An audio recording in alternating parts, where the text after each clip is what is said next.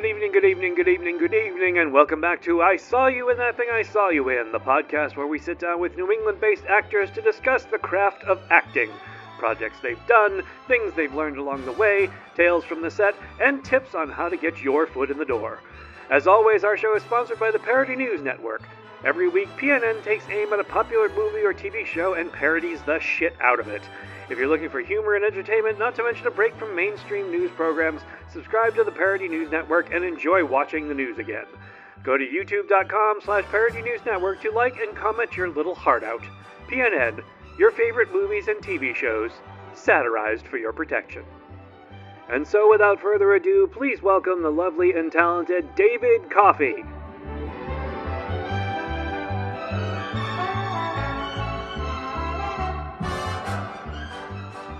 David Coffey, son of the Lone Star State. That's right. From Arlington, Texas. Still there, yes. You were born in the year when Elvis Presley made his last appearance on the Ed Sullivan Show, and when over in Liverpool, John Lennon and Paul McCartney met for the first time. Yes, and I had nothing to do with either of those items. But yes. I don't believe that. I don't believe that. I think it was all cosmic.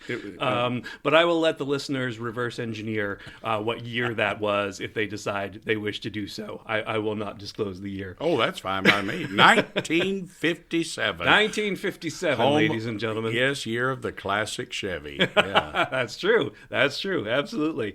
So now your family, your mom and dad, were they both native Texans? No, they were from Arkansas. And they moved out to Dallas back in around 1950, I guess. Okay. And they had been to California during World War II, and then they moved back to Arkansas, and they couldn't really make a go of it there. And so the nearest large city that they could get work at was Dallas. Okay. And so that's where they moved to. And my father worked in a metals business, a lead company. He worked in shipping and receiving. He worked with truckers and railroads is what he did. And my mother, she worked at LTV, which was an aerospace company. And so she did data processing and computers and that sort of thing. Okay. Any siblings? No, and I was an only child, adopted at that. Really? Yes, and my mother had one sister, and they had one child, only child adopted as well. Oh. His birthday was in May, and mine was in September, and we lived across the street from each other. So I grew up in the best of all possible worlds. I had a brother, and when I got mad at him, I'd just go home. So I didn't have to deal with him. It was delightful. That's glorious. Did either of your parents, were they performers in any way? Oh, Lord, no. No? Never.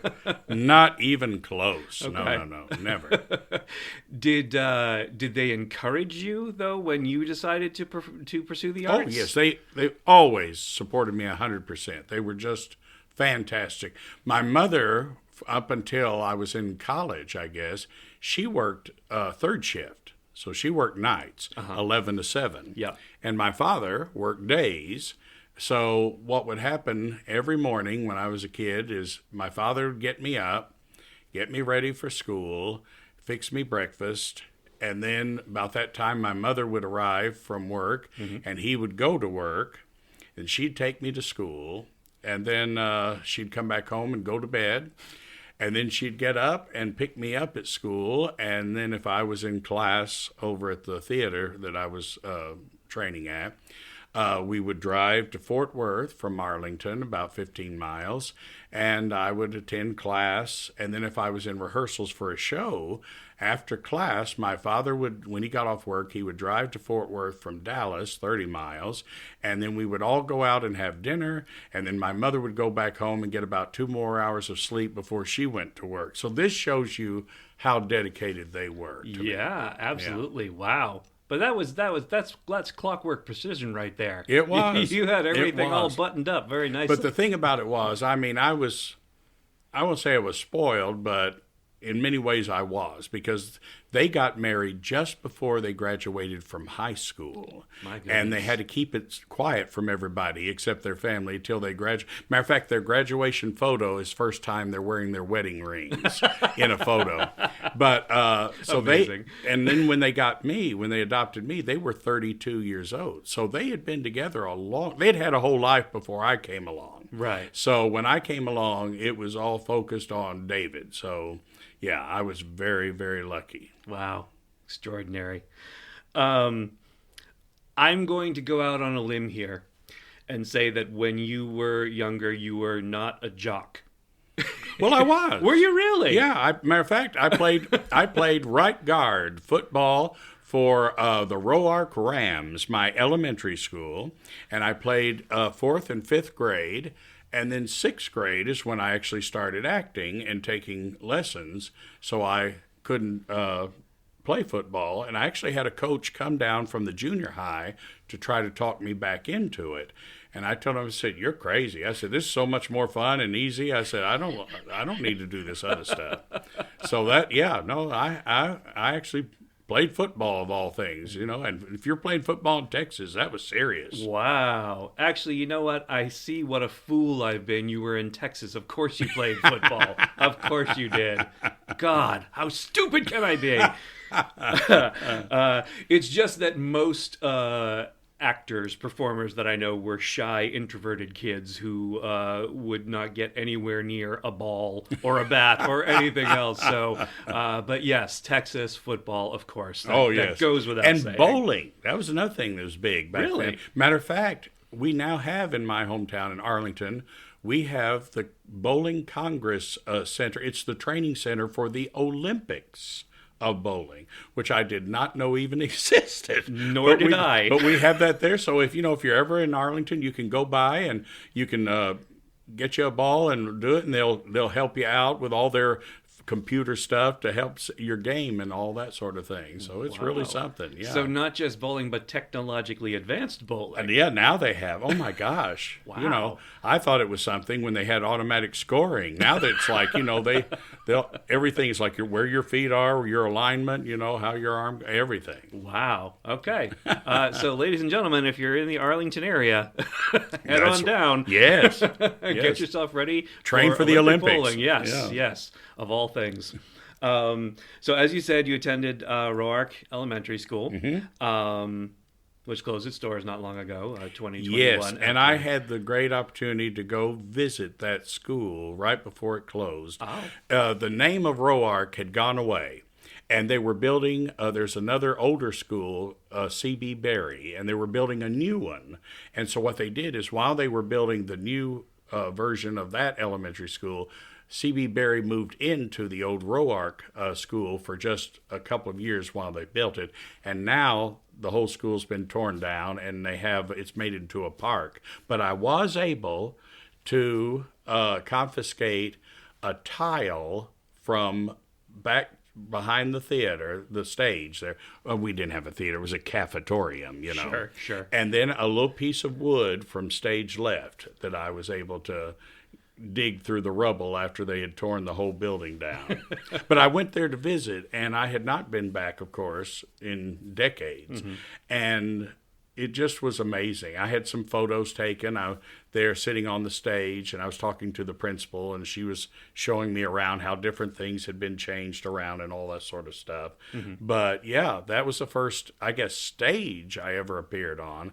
And the teacher, I had a music teacher there, Miss Colby, Betty Colby, who passed away recently. And she was the one who really, I guess, set me on my way, because she had all of us kids do some sort of talent. Mm-hmm. And my talent, interestingly enough, I'm right now up here doing Wizard of Oz at North Shore Music Theater. Mm-hmm. I lip-synced to the soundtrack album of The Wizard of Oz. I played all the parts. And she was so impressed, she held me over, and I did it for all the classes. And that was 2nd grade. And she told my parents, she said, he ought to take acting lessons.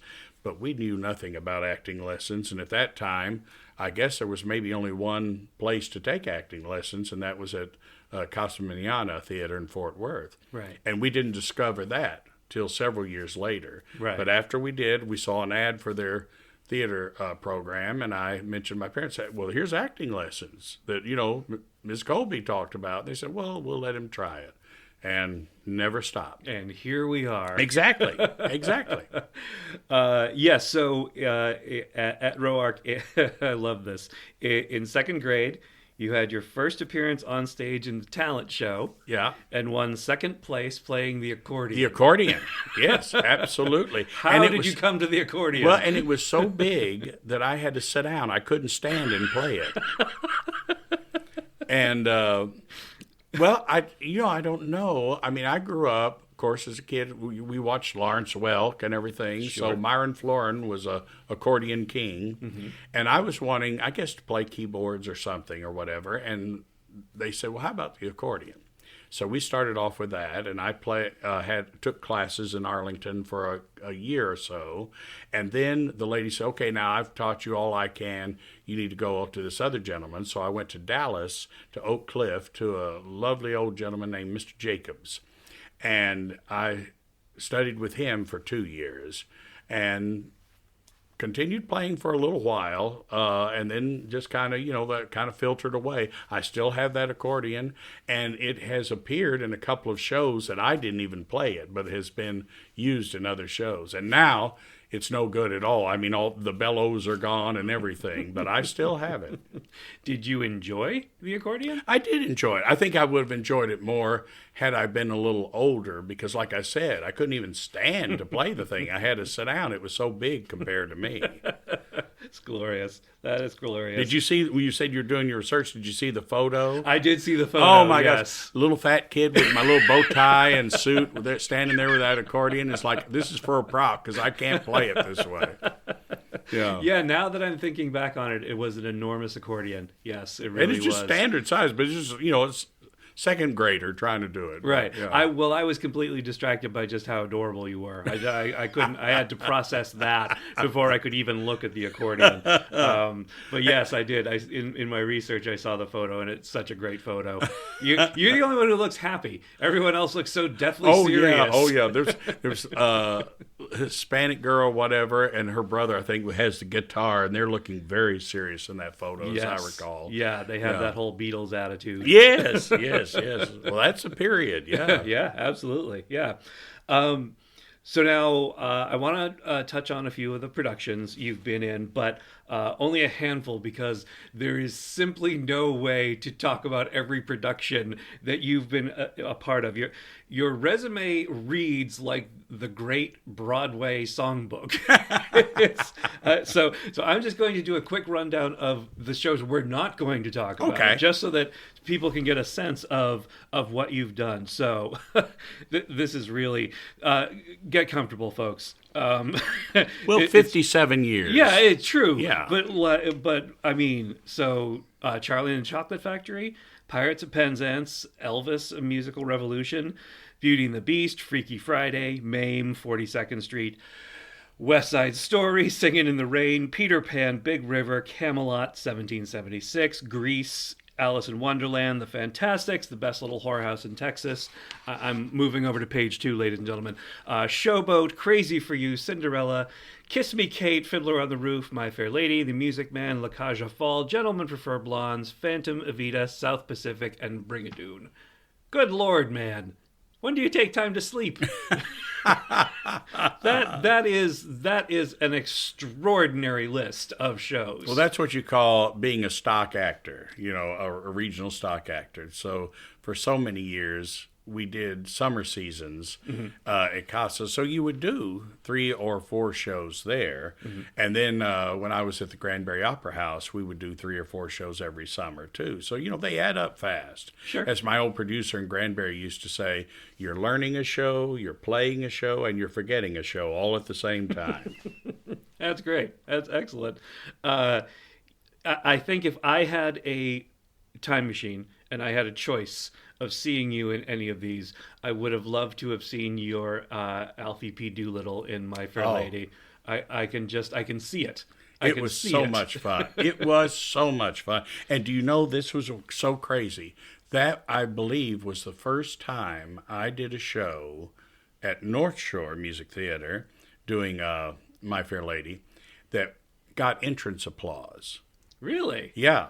I'd never had that before. I mean, for doing anything up here, and it was so odd because we'd come up, me and my two mates coming out of the bar, make our entrance. Sure. And they had done it. They had in the stage lift, they had the stage lift down, and they had a staircase, a spiral staircase that when it rose up, it would be for the library, the spiral staircase. Oh. But when it was down, there was like a little railing, and we would come out from the pub, and Right. they'd have a little smoke come up and lights, and we'd make our entrance, and got applause on the entrance. And I said, well, I guess we're doing good.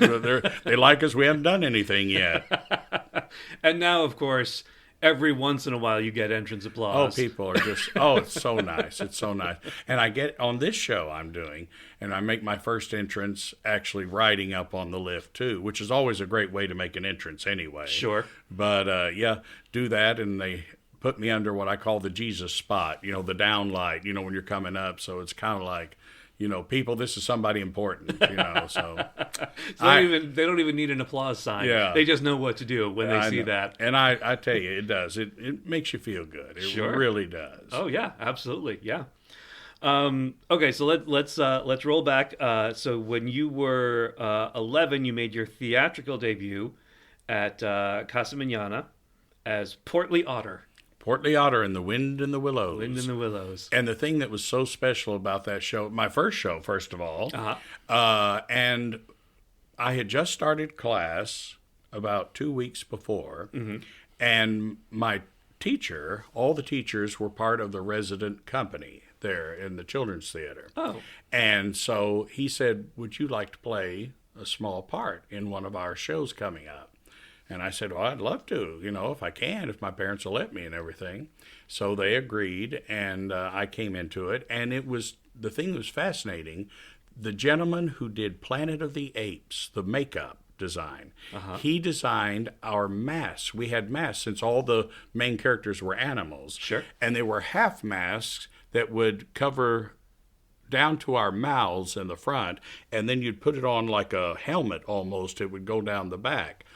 And you were looking through, it was foam and latex, so it was like glaucoma. You had two little, tunnels to look through basically out of the mask, but they were so neat. But we all had to get measured, and then they made a set of them, and then they made a second set because he said this first set, they thought it would scare the children because they were so realistic.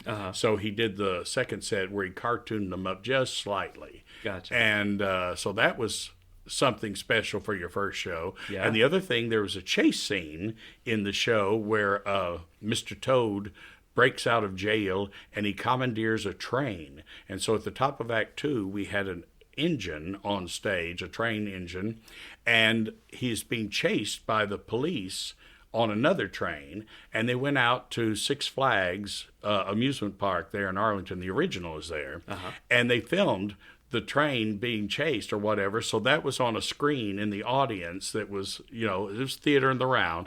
But so we were lots of neat technical things, and I thought, gosh, is every show like this? And then I found out they weren't. But that was really a great experience to, start off with. Wow. How in the world did the makeup designer for Planet of the Apes end up doing this? Just through a friend of a friend type thing from the producer, and they got in touch with him, and I cannot for the life of me think of his name, but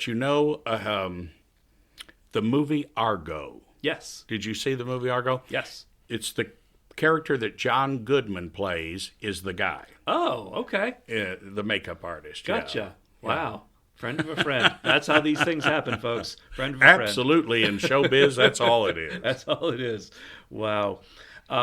So the following year, you made your musical debut in The King and I. That's right. Yes. Now, were you trained to sing, or did you already know that you could sing? I started singing in first grade at church choir, you know. So I had been singing, for a long time. And got that part or whatever, and I was one of the oldest of the Siamese children. So they also used me and another boy who was older, that we also ran set pieces during the Uncle Tom's Cabin ballet. Okay. So we got double duty in the show. Nice. But that was quite an experience, because all of us kids, they used what they call Texas dirt. It's a makeup. It's powder. Okay. And you mix it with water, and it basically is a stain that you put on your body. Okay. And that's what we would have to do. We'd have to make up the top half of our bodies, because the last scene of the first act, we've been awakened and brought into the room. So we didn't have our tops on. We had just the penangs, I think they call them, the pant things. So we'd have to do our legs and our whole upper body and face and everything in this. And every night, go home and take 2 baths to get rid of all of it, because you were just kind of orange colored, you know? Sure. And Saturdays we had 2 shows, and we couldn't go anywhere. We would, as a company, we would have a picnic in the park right near the theater, because we'd scare people if we went out in public. Sure. You know? Sure. Yeah. I think you'd scare people out in public even if you weren't covered in orange And the paint. eye makeup and everything, you know. Of course, I think we had maybe 2 Asian children in the show. Everybody else was like, "Oh, look at all the honkies out there, you know, that have been made up."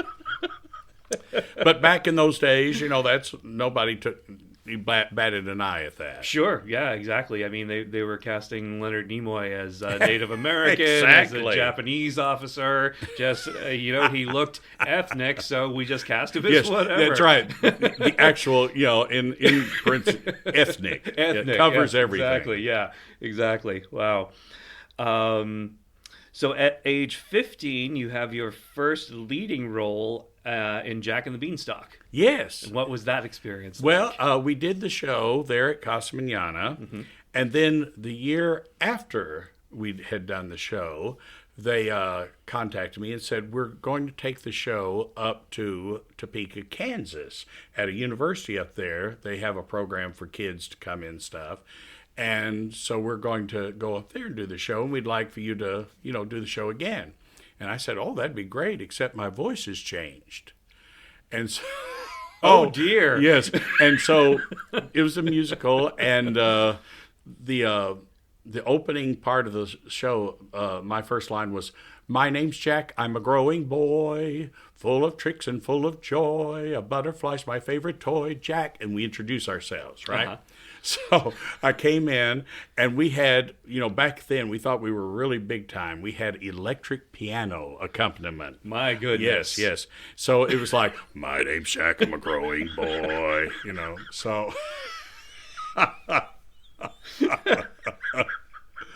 oh, Yeah, that's bound to happen.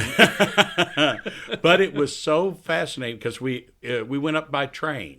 Okay. And so we went up there, we went overnight, arrived about 5 in the morning, checked in the hotel, got a couple hours sleep. Then we got up and went to the theater, and we did 2 performances of the show. And then we would sign autographs after each show. So that was like 1,500 kids, you know, we were signing autographs for. And then our train did not leave until almost midnight. So after we had done the 2 shows, they had packed up our set and the truck was going back to Fort Worth. But the rest of us, we went and saw a movie, The Getaway, okay. Steve McQueen and Ally McGraw. And then we got on the train, and the regular car, the what do you call it, coach car, the air conditioning was out. Oh, lovely. And it was hot. Oh, my God, it was hot. So we ended up going back to the club car. That was the only one that had air conditioning working. And so we sat back there and played cards and just tried to keep cool. And so I'd been up 36 hours straight. Oh, goodness. And so we got home about 1 o'clock in the afternoon. My parents picked me up, and they were going to take me to go have a late lunch. And I said, "No," I think I'd just like to lay down for a little bit. Slept 17 hours. And I was very upset because I'd had perfect attendance at school until that time, and I missed that one day. Wow. Yeah. Was that also your first opportunity to sign autographs for your fans? Oh, no, we used to do that at Oh. Casa, except we didn't go out. In those days, kids would come back to the green room, and we would kind of set a little place around a circle, and they would come in the door, and they would make a grand circle of getting autographs, and then go out the same door, go out the other way. But that's what we had done. But this was the first time that we were out right in with the public, waiting for everybody to come through. Usually back then you get maybe 50 kids at the most or something to come through. Yeah. But yeah, different to 1,500. Oh, wow. Yeah. Your poor hand. That's before the days when I discovered, hey, get a stamp, and you can do that, and the kids will appreciate it so much more if you have a picture of your character or something. That's true. That's a good point. I started doing that at Casa recently when I was doing children's shows, because now they have the actors go into the lobby, which is a large lobby, and kind of scatter out, and the kids can go get autographs. But I said, I'm going to get a stamp. And I said, that way, first of all, it'll save me. And secondly, they'll enjoy it more because they'll say, oh, yeah, that's that character. Seeing my scribble means absolutely nothing to them. Right. Yeah. I can't hardly read it, after so many times. Work smarter, not harder. Absolutely. So then when you were 20, you made your debut at the Granbury Opera House in Granbury, Texas, which is a beautiful venue. I saw photos of it. It is now. It wasn't when I was there. No? No, it had just opened in 1975. It was an old, originally the building was a bar, a saloon on the first floor, and a theater on the second floor, built in 1886. At least it wasn't a brothel. No, well, who knows? Who knows? That's right. Who knows what it was? Yeah. Fascinating. There's a absolutely fascinating legend. We did a play based on it, and you might have seen, called John Wilkes Booth, The Myth and the Mummy. And there was a gentleman who lived in Granbury in the late, I guess it was 1800s. His name was John St. Helen was the name he went by. Okay. And he got very sick, thought he was going to die, and he called his lawyer and he called a priest. They had to come to his room, and he confessed to being John Wilkes Booth.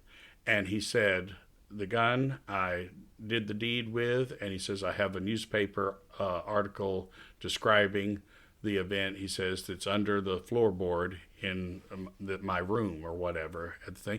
And he got well, and he skipped town fast. And yes, but that his lawyer turned out in later years to become the Attorney General for the state of Tennessee. His name was Finis Bates. And he ended up really starting to delve into this story to see if this man was lying to him or if this could absolutely be true. Who knew, Sure.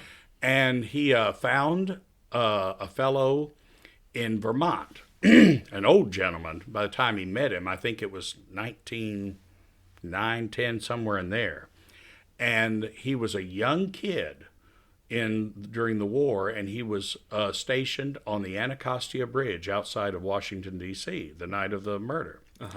And he asked him, he said, what do you remember about that night and everything and stuff? He said, well, the most unusual thing is, he says, we had a password and a countersign.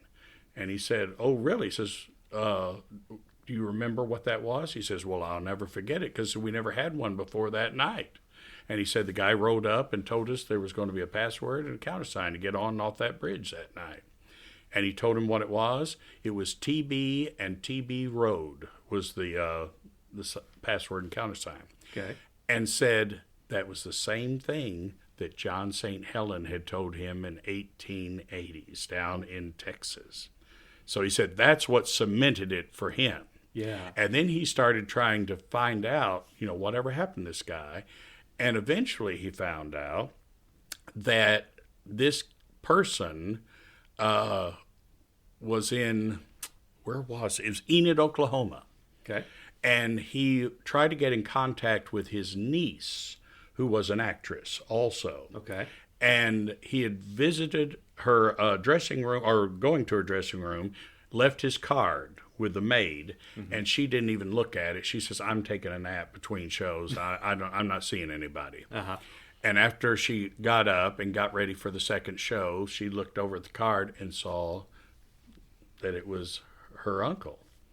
And they knew that he was alive, they said. They said that it was a false person that they actually buried, that didn't have, he had red hair, he didn't look anything like John Wilkes Booth, but they had to have that body, and, you know, the government had to have a finish to it. Sure.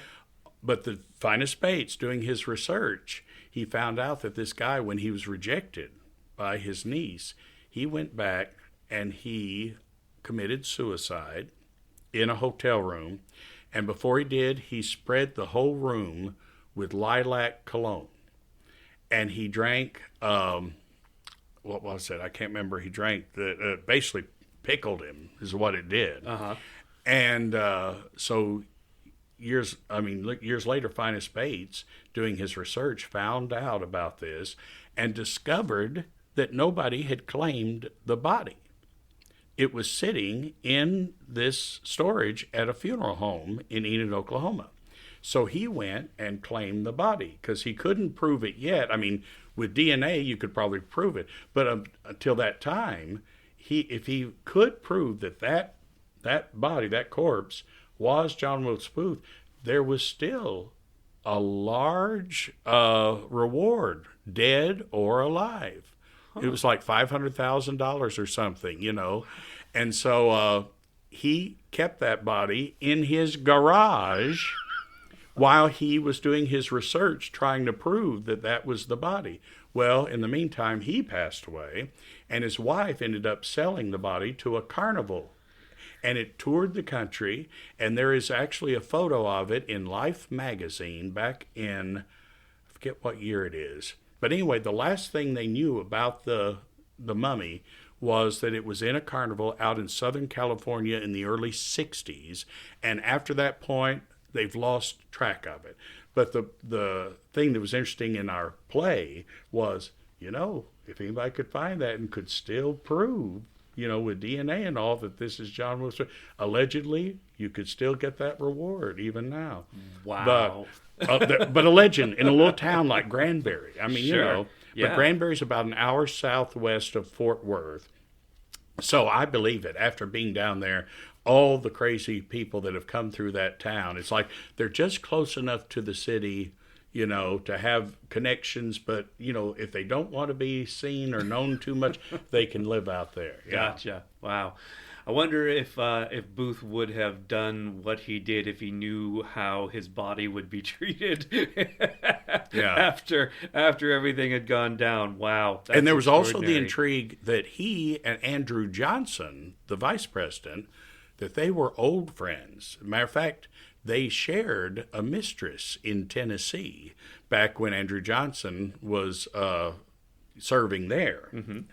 And so they were old friends, and allegedly there was a meeting between them the night before the assassination. So, you know, who knows? Who knows? But it's more intrigue. You Right. know, it makes a good story at least. Right. Wow. That's... I don't know how we ended up there, but here I know. we are. that was a right turn, yes, definitely.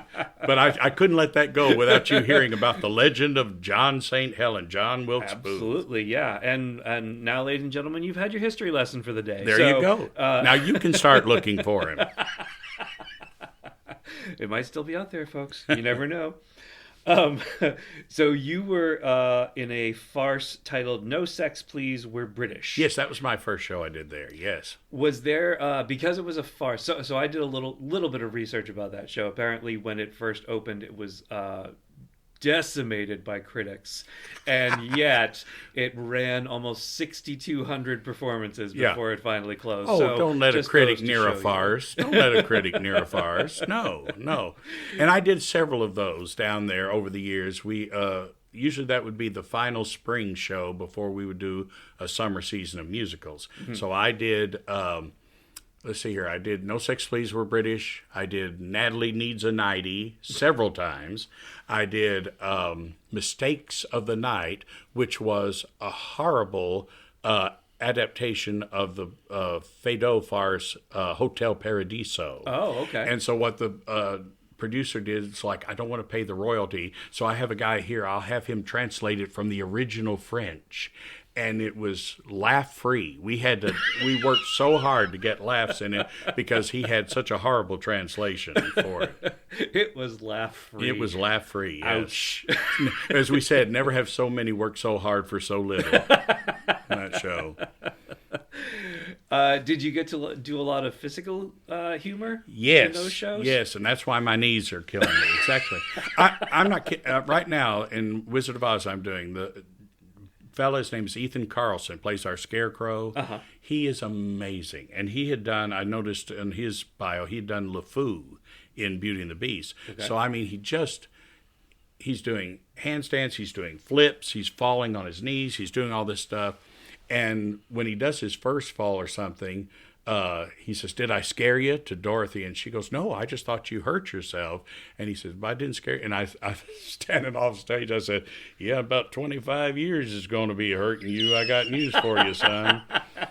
But yeah, I think back all the pratfalls and flips and things that we did, physical comedy and stuff, and didn't think about it, because it didn't affect you, and you did it as many times a week as you needed to do. It was no big deal. Sure. And you were in your 20s. Exactly. For crying out loud. Exactly. Yeah. Yeah. And it's like, why could I not have seen ahead?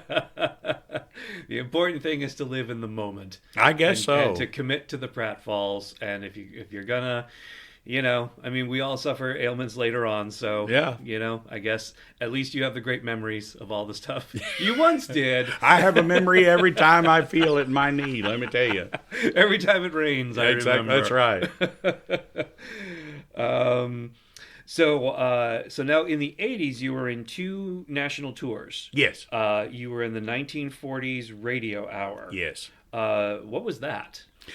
It was a play that played on Broadway. There was one season, and it was the 1940s Radio Hour, and there was another one called The Great Radio Broadcast of 19 whatever. Mm-hmm. And so they kind of checked each other out, basically. Mm-hmm. But a gentleman in Dallas that had a company there that booked shows, and also he would produce a few shows.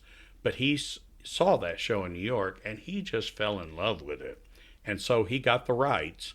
And I had friends that had worked for his business. I'd gotten out of college. I'd gotten my master's degree, mm-hmm. and I was working at Granbury. And it's like, now what's the next thing, in my career? What do I do next? Mm-hmm. And a friend of mine said, you need to go talk to Bill Fagan. He has a place called Bill Fagan Attractions, and says he does a production of A Christmas Carol every year, and he usually does a operetta in the spring, like a Desert Song or Student Prince or something like that. I said, okay. So I showed up on a Monday over at their offices, and they said, well, nobody's here to, see you or whatever, but we'll make a appointment for you to come back next Monday, and we'll make sure somebody is here for you to audition for. I said, okay, great. Mm-hmm. So I went home, and they called me the next day, said, can you come in tomorrow and read something? And I said, oh, yeah, sure. So I came in, and there was a production of 1940s Radio Hour that was playing in Dallas at the time. And most of that cast were going to do this tour, but there were 2 characters that were unable to tour. Mm-hmm. So they were looking for 2 people to cover them. And they were also rehearsing a slightly different version of the show. The director was doing a little different thing with it. So anyway, I came in, and they gave me the script, and I read a little bit. And they taught me a little dance step, and I did that, and they had me sing a song, and they said, okay, thank you very much. And so I went out, and I was about to get in the car, and the production manager stuck his head out and says, you want a job? And I said, well, yeah. And he says, well, come on in. And they had been rehearsing for like 3 days without these 2 characters, and one girl had been signed but had not arrived yet, and the male announcer for the show or whatever, the producer in the show, had not been cast yet. So I was cast, and they put me to work that moment in that afternoon. I hadn't even left, and I had my first rehearsal. So Bill Fagan, he was kind enough. I did 3 different tours of that show, And then he put me in Christmas Carol, and I did 2 tours of A Christmas Carol. And then he also booked an act from the Jack Daniel distillery called Mr. Jack Daniel's Original Silver Cornet Band. Mm-hmm. And it was a recreation of a turn-of-the-century brass band that actually existed in Lynchburg, Tennessee, that Jack Daniel paid for all the instruments and everything. So that Jack Daniel. Yes, Mr. Jack Daniel, that's right. And so he got me in with them. And so I toured with them for 7 years. And 7 years? Yeah, 7 years.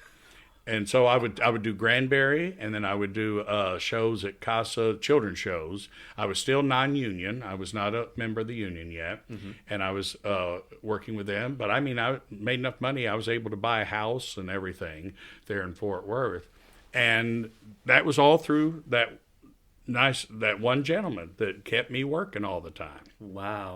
So I was very, very fortunate. And then when that ended, there was a group in the band that wanted to take it private. And so they went to the company and said, we'd just like to take over, because the company ran it. Mm-hmm. And so they did. And when they did, they let all the rest of us that were not from Nashville area go.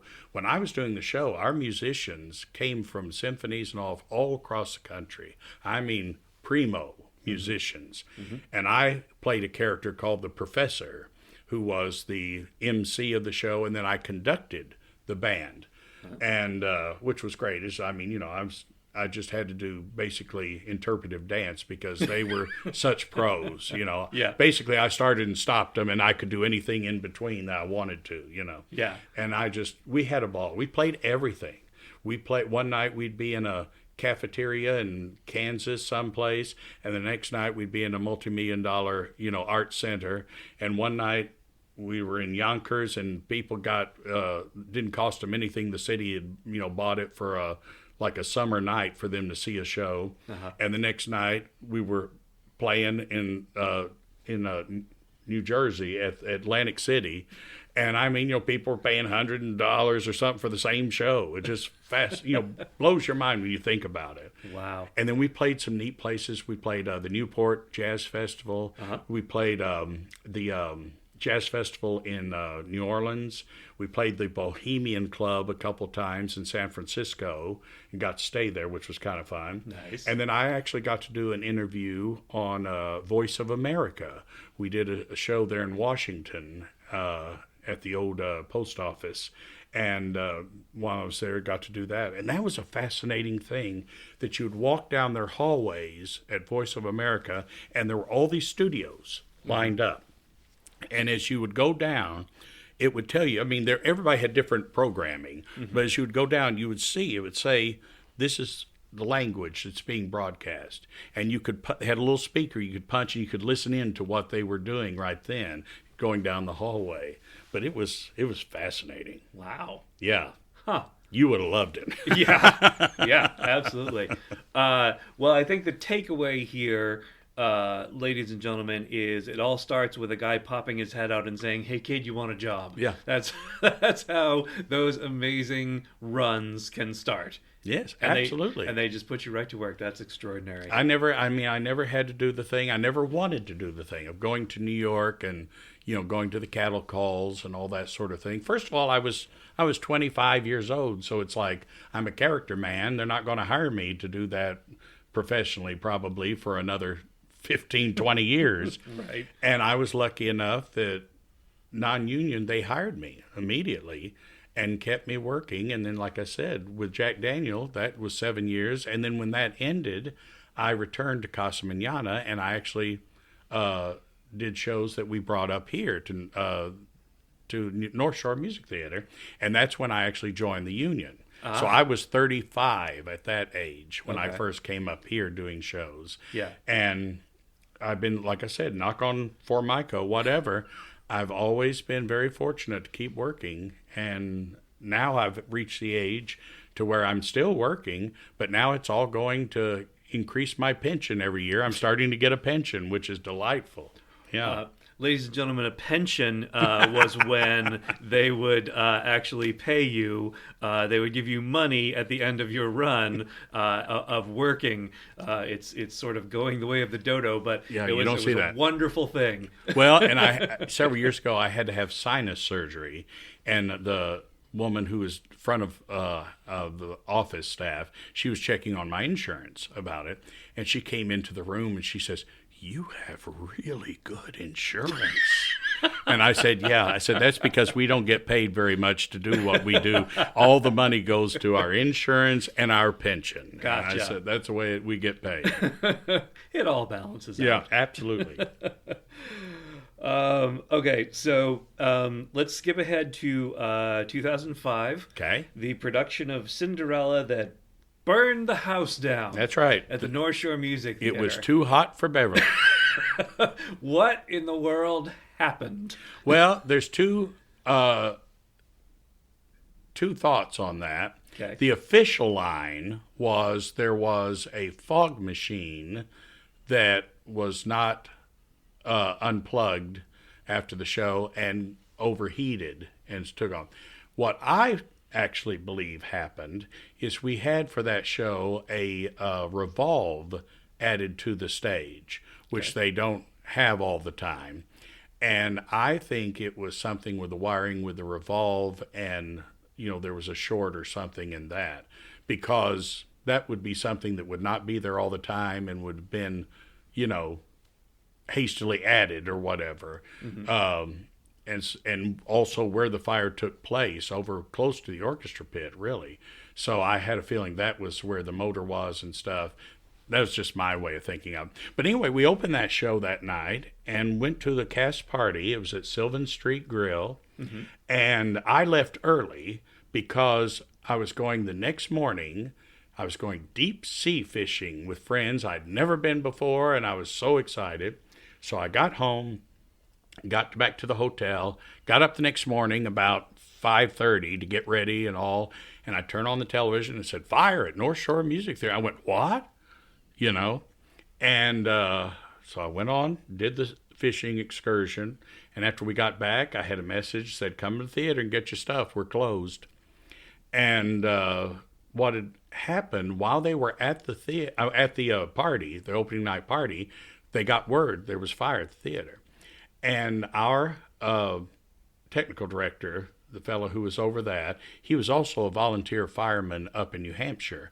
So thank God for him. He's really saved it. Mike saved the whole theater because he got there, they made a beeline, and sure. he caught the fire department because they were ready to start chopping to get into the place. He says, "I know where everything is. Let me go in." Yeah. And he went in and got everything turned off and stuff. And so that way they came in and they gutted the space.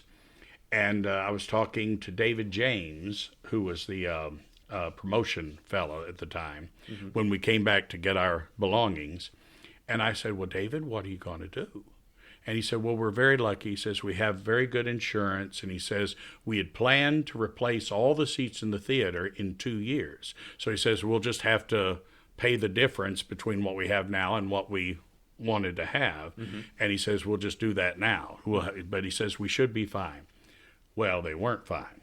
And so the insurance thing was just horrendous. And when I came back, they ended up doing 2 shows in Boston at the Schubert Theater. Oh. And I came back to do Camelot that we did there. Mm-hmm. And when I came back, they had people out in like a rail car out in the parking lot cleaning lighting instruments with like Q-tips and solvent and stuff. And instead of just saying, "Okay, trashed, cover it, let's put stuff in," they were just nickeled and dimed, I guess. I don't know. I don't know if there were lawsuits or what happened. But because of that, besides the expense of getting the theater redone, mm-hmm. they were in the throes of what they called the Dunham Woods Project, which was developing new shows. Mm-hmm. And one of the first new ones they were going great guns with was Memphis, which eventually made it to Broadway. And if you ever see a poster for the show, North Shore Music Theater is listed at the bottom of it as one of the places it was developed. But by the time it opened on Broadway, North Shore Music Theater did not exist. It had gone under because they'd taken out such loans for those two shows in Boston, since people had their season tickets at North Shore because they didn't want to go into Boston, and pay the money. Sure. They had buses. So people would come and park at North Shore, and they would bus the audiences and the actors into Boston every night to do the shows and then bus them back after the shows. So they took out loans that it would have taken decades probably to pay off.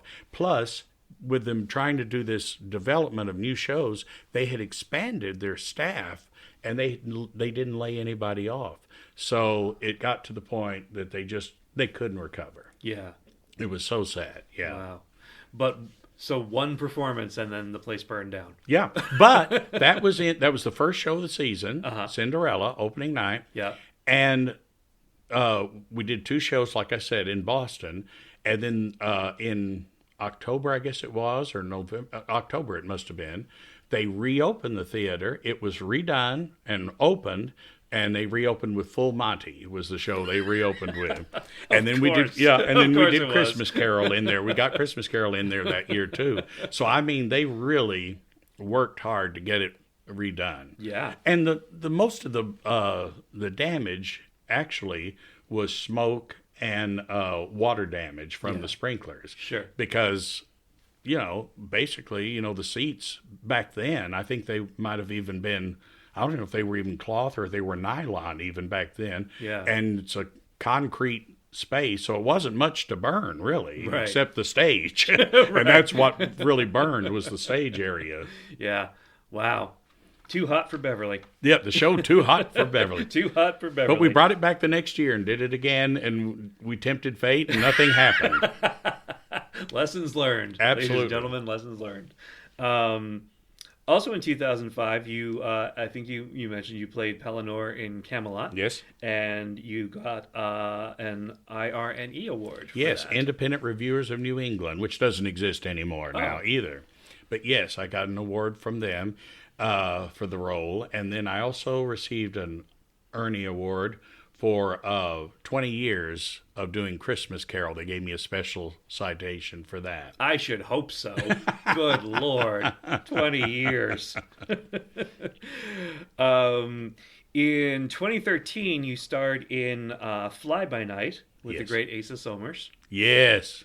A review at the time said, but happily in the end, it's Fort Worth's David Coffey as Harold's dad who gets the show's knockdown, poignant number everyone will remember. Yeah. And that must have been Cecily Smith. It was Cecily Smith. And I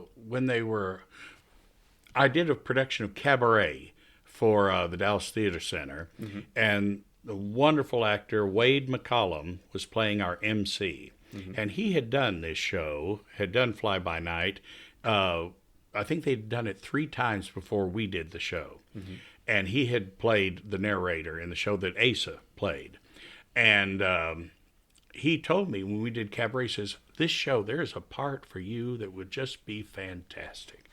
And I said, oh, good. Well, maybe I'll do it sometime. And it just went over my head, Well, a couple of years later, when Dallas Theater Center decided to do the show, my friend Joel Farrell, who was the associate artistic director at the time, he's directed me. We go way back, and for years and years and years.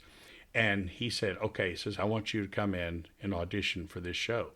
And I said, oh, okay. I didn't connect that these were the same show that, talking about. Mm-hmm. And there were 2 characters, 2 middle-aged characters. And so I got both their songs to sing for the audition. Mm-hmm. And so I got their song, and I said, this song that this character Crabble sings, I said, that's a fun song and stuff, and that really fits in my voice good. But I said, I would sure love to be able to do Mr. McClam, who sings Cecily Smith. I said, that song, oh my gosh. I said, that's just a perfect song. And so I sang it or whatever, and they called me back again.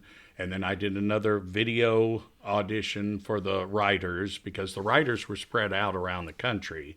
And so we got together finally, and they ended up casting me. And I think there were two of us that were cast from Dallas. The rest of the company were people, most of them had done the show before or were from New York that came in to do the show. And so we did the show, and that was a unique experience for me I'd never had before, of doing a number that literally stopped the show every night. And it was a type of number that it's a story song, has 3 parts to it, and the last part or whatever was so emotional. It's a song he's talking about is how he met his wife, who had just recently passed away. And at the end of it, the tagline is, "Life is not the things we do, it's who we're doing them with."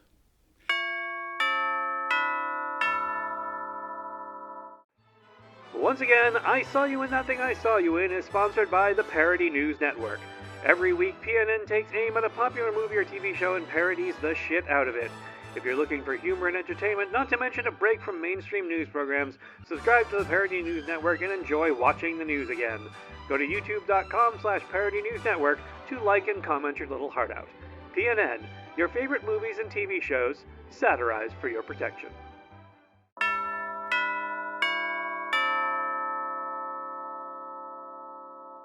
And when I'd finish that, and I'd look up to the heavens, and there's a gesture they have him do throughout the show. Every time he says her name, he puts his hand over his heart. And when I did that, I'd hold, and the applause would start, and then it would take off. And people were crying in the audience and applauding. And I mean, it was opening night. I mean, I was just overwhelmed myself, you know. And then the second night we did it, and they were the same way. And it's like, oh my gosh, this is built in now into this show. And it did. It just was the most rewarding thing. The sad thing was they took the show after Dallas to Playwrights Horizons off Broadway. Okay. But they had a different director. And with the exception of one person, everybody in the cast was different too. And Michael McCormick, who played Crabble, the other older man's part, was the only one that they kept for this production. And he actually called me their opening night in New York, and he said, "I just want to tell you, I'm missing our cast so much." He says, in this production. He says, our production was so special. And he says, this one is not quite that special. And it did not go any further. But it was one of those type of things you said to yourself, if everybody had seen this production, everybody in the country would be doing this show right now, because it's just a beautiful show. Yeah. Yeah, I had never heard of the show, and I didn't know the song, so I listened to it, and it's such a great song. It's such a beautiful song, so well written, so sweet, so endearing. And written by, well, I guess Michael was the one who did most of that song, but they were all grad students when they wrote this show. And I said, how did you grad students, 20-something-year-olds, connect with these two older gentlemen and write such complex, delightful, I mean, just really heartfelt roles, you know, at that age. I said, I don't know how you did it, but I said, you did it. Yeah. My gosh, what a pleasure and honor to do that part. Yeah. And I did it again a couple of years ago for a little theater there in my hometown in Arlington. And same response. The audience just goes nuts over that song. And the show itself, too. Yeah. They really do. Sure. And that was another one of those shows where people would come back 3 and 4 times to see the show. They just were so taken by it. Wow. Yeah, I remember doing shows in high school. I remember my director once told me, you know, we've been rehearsing, and you think you know where the laugh breaks are going to be, and you think you know where the applause breaks are going to be. Stay on your toes when we bring it to the audience, because you never know. You never know when they're going to react, or why they're going to react, or how much they're going to react. So be prepared. Be ready to stop if you need to. Yeah. Let it happen and keep rolling. And the worst is when you think there's a laugh and you give that big line and nothing happens. And you feel like such an idiot. You go, no, just play the moment and don't worry about it. The laugh is there, it's there, and if it isn't, it isn't. Right, exactly. Everyone laughed when we did previews. Yeah. What's wrong with you people? We used to laugh at Granbury. My director was so marvelous. She knew how to orchestrate laughs and orchestrate farce, because what she would do is she would edge the audience. She would have all these little laughs, and we'd say, okay, now this is the big laugh we're going for. Mm-hmm. So up to that point, we didn't stop. A lot of times, especially young performers, what they'll do is if there is a clever line or something, they'll deliver it, and then they kind of look at the audience like, did you get that? And they want to stop and let them laugh at every laugh. Right. And through her, we learned that you just keep urging them on. You keep pushing them. Don't let them laugh fully. Mm-hmm. Just keep pushing till you hit the big one, and then they can fully release. And that's when you have people that they are laughing. They don't even know what they're laughing at. It's like Pavlov's dog. They've gotten into a rhythm, and they're laughing. And by the time they release, I'm not kidding you, we had what we called bolt looseners, where we'd have shows and people would be laughing and crying so hard at the shows that after the show they'd have to go down and they would have to tighten the bolts on the floor because they would have loosened them by rocking in the seats. This is God's honest truth. Wow. Yeah. Wow. Extraordinary. Yeah. That was the greatest lesson I learned from her, was how to orchestrate a farce like that. Sure. Absolutely. Wow. All right. Let me see here. Give me a moment while I get to the next page of your career. So in 2014, you were in The Grapes of Wrath for Oklahoma's City Repertory Theater. David, Oklahoma? Yeah. A Texas boy? Oh, come on, hey, man. It's The Grapes of Wrath.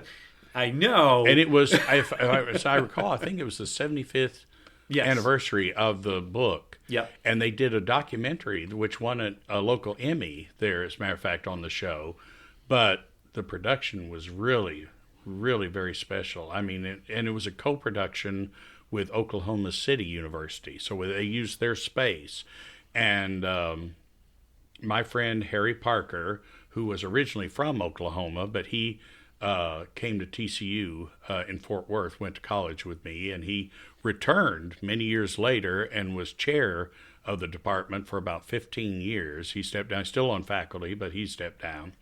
But he was directing and asked me if I would do the show, and I said, I'd be honored, And I even took a day when we had a couple days off during rehearsal, and I drove out to Sallisaw, Oklahoma, which is right over by Arkansas border, and kind of hung around there for the day because that's where the Job family was from. Oh, okay. Where they start their journey from. Huh. And I went in. I went to a little diner and had lunch. And as I looked at the menu, and they had pork chops.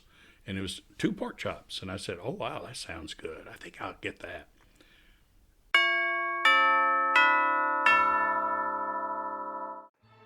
Once again, I Saw You in That Thing I Saw You In is sponsored by the Parody News Network.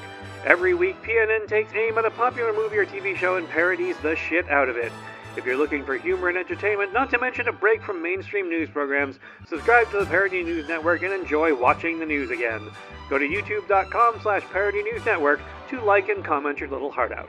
PNN, your favorite movies and TV shows, satirized for your protection.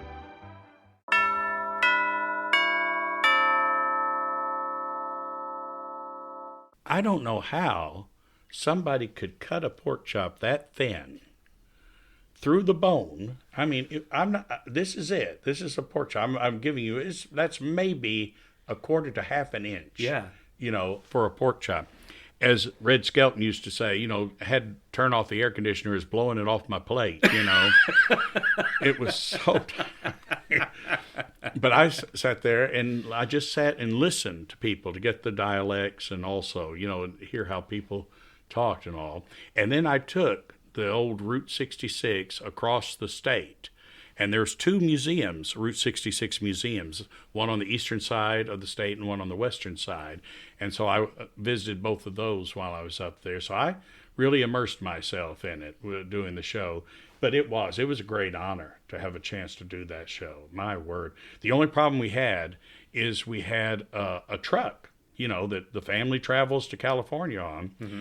And we had, on more than one occasion, the truck would break down. And we'd have to get out and push. And it's like that goddamn truck. To this day, when I see people that we did the show with, we'll all laugh about that dang truck. That dang truck. Yeah. But it was a very special production. Yeah. That's all well and good, but if that sound you hear is all the Texas people who are turning off this podcast because you're complimenting Oklahoma. I'm just going to put it out there. Oh, no. We have no problems with Oklahoma. The old line they used to say when I was a kid, they said the reason that Texas didn't fall into the Gulf of Mexico is because Oklahoma sucked. But that's not the way we feel. No, that's not really the way we feel. Besides, Texas does not have casinos, so everybody in Texas goes to Oklahoma to leave their money. So you can't get too upset with Oklahoma. They were smart enough to figure that out. Fair enough. Okay, so in 2018, you played Edna in Hairspray at the Winspear Opera House. Tell me what it's like performing in drag. I never have. Oh, you haven't? Mm-mm. Well, the shoes are the hardest part. Are they? Yeah. We just don't... Foot's not made to be in high heels. But I did discover there is a thing, it's a little support that goes on the heel of your shoe that kind of extends. So instead of all your weight being down on your toes, it's more on the heel, and then the foot is just resting on the toe part. Okay. I discovered that to save my poor feet. Your poor feet. Yeah. And but drag, I had a producer. He seemed to like to get me in drag as often as possible. I played Miss Lynch in Greece. Yeah. I've done all of the Greater Tuna shows, which you're doing all these characters. And then, let's see here. Well, I've done Edna a couple of times. And the main thing, I went up to see a production in Oklahoma of Hairspray right before I did the show again there in Dallas. And I was asking my friend Eric Devine, he was doing the role. And I said, okay, now I've played the part before, Eric, but I said, it's been a while, and I just want to get any, tips from you, any inside information. What do you say to me that I can do to make the show better for me or to make it easier on myself? And he said, well, one thing, he says, make sure that your fat suit has a zipper or a vagina that you can relieve yourself without having to take everything off. And I said, that was the best bit of information I received when doing the show. Now, I had done Hairspray at North Shore Music Theater. We were the first theater to do got the stock rights to do it in 2007. And I played what they call the male authority figure, which is like 6 parts you play. But I understudied both Edna and Wilbur in that production. And then a few years later, I did Edna at Casa Mignana in Fort Worth. And then in 2018, we played the Opera House there in Dallas for the Dallas Theater Center. And that was a marvelous experience, a beautiful theater to play, but a small theater comparatively. So I played a theater in Fort Worth called Bass Performance Hall, which is their opera house. And it's home for the symphony and the opera and the ballet, all 3. Whereas the Winspear Opera House in Dallas was designed for opera and then for dance sometimes. They didn't have to have room for the symphony because they were next door in their own building. But the stage is a lot smaller than the one in Fort Worth was, because for opera you had full-size wagon sets that could come in from either, from side stage or upstage at that theater. So I said that was the biggest surprise for me, was I was going to play this beautiful big opera house, and I got up there and I looked at the house, and the audience, the size of it was about a little over 2,000 seats. Beautiful, beautiful. And then I said, wait, is this as big as the stage is? Can we fit the set on here? But yeah, it was a joy. And I got to work with my friend Joel Farrell again, and Bob Reed, an old friend of mine, played Wilbur in the production. So it was just a lot of dear friends in the show, members of the company there at the theater center, and a few old Casa Manana people, the stalwarts that came over to do the show. So yeah, and I love that show too. The scene that I always loved the most, that I always wanted to watch, was the scene in the record store when Mama Maybell or whatever, Motormouth, when she's singing to the little girls, all of them. It's the spiritual number thing. And had the little girl right there. And I mean, it's just so moving and stirring, that song. Yeah. So that was my favorite moment to actually watch every night in the show. And I guess my favorite moment to do in the show was most probably the first change into Welcome to the 60s, when she gets glammed up for the first time at, what's his name? Mr. Pinky's. Right. Mr. Pinky's, yeah. And I played Mr. Pinky at North Shore when we did it too. Nice. But yeah, that's a quick change, but it's a great reveal to get to come out like that. Did it give you a greater appreciation for all that women have to do to prepare and make themselves beautiful? I have no idea. I mean, just the makeup. Yeah. And you go, you can't believe anything, can you? No, you cannot. I think it was Benny Hill who once said, "Any man who dresses like a woman can't be all bad." Oh man, I loved Benny Hill. My gosh, Benny Hill, man, he was what was to his detriment. He was, always kind of considered a dirty old man, but he was so funny. He was doing vaudeville, and no one understood that he was doing vaudeville. Yeah. Exactly. Yeah. And he was such a wordsmith. He was just so clever. My producer down at Granbury, she was a fascinating woman. She had gotten an undergraduate degree at Texas Women's University, and then she went to New York and got a master's degree in archaeology at Columbia. Of all things. Yes, and while she was there, some of her friends knew that she had a great voice, and they said, well, you ought to audition for some of the summer stock stuff around. So she got involved with performing, and so kind of archaeology kind of went by the wayside, and she ended up performing for years, had a nightclub act. She opened the Playboy clubs around the world with her act. And she had an album. You can still find it on Amazon and on eBay. It's called Joanne Miller Unrestrained, and it was done by the Playboy organization. She had Al Hurt and she had Pete Fountain play on her recording that you can find. And when I met her in the 70s, she had the same charts, doing all the same numbers, except it was an octave lower than what's on the recording. Sure, yeah. On the recording, sounds almost like a Doris Day type, voice. Yeah. But it dropped. But she said when she was playing in London, said that all the comics that she worked with, that they all kept an eye out. If Benny Hill was in the house, they would change their show because he would steal their material and do it better than they would. But that I believe. But that was one of the things. He was one of those people. It's like Benny Hill's. Okay, go back to the old stuff. Yeah. But yeah. Benny Hill the thief. Absolutely. All right. Fair enough. So you are currently playing the Wizard. I am. The Wizard of Oz. at the North Shore Music Theater, and you'll be returning in December to once again play Ebenezer Scrooge in A Christmas Carol, which is the perfect segue for me because I would be drawn and quartered by generations of New England families if I didn't take advantage of this opportunity to talk to you about A Christmas Carol.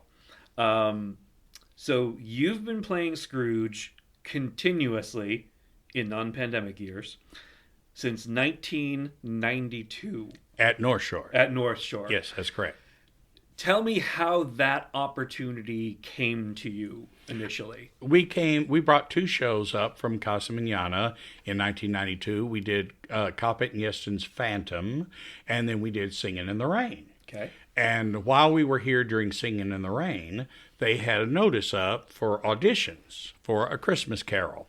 At that time, they basically were casting the show by having some of the local actors do the show every year, and then they would bring, it's like, who are some of our favorites throughout the season? We'll bring back and shoehorn them into Christmas Carol.